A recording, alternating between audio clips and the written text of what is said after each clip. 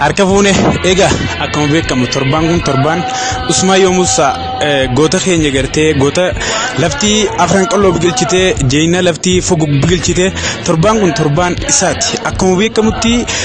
alada fuuldura keenya kana jiru sagantaa haala addateen kan gartee bulchiinsa Haramaayaa Yuunivarsiitiidhaan qophaa'e akkasuma warra sitiin maayaati wajjin kan qophaa'ee jiru egaa sagantaa kanarratti ispoonsarii fuul ispoonsariin Haramaayaa Yuunivarsiitiidha akkasumatti warreen gartee sagantaa kanarratti argaman artistoota gameeyyii akkasuma abbootii amantaa hayyoota gurguddaadha maarree sagantaa kanarraa hin hafina egaa akkuma beekamu intala goota keenya saartuu Usmaayoo Muusaa dadhabbii hedduu itti lafuudhaan sagantaa kana gufuun adda addaa isii dura dhaabbattus gufuu tanarraa injifattee sagantaa kana gartee Haramaayaa Yuunivarsiitii keessatti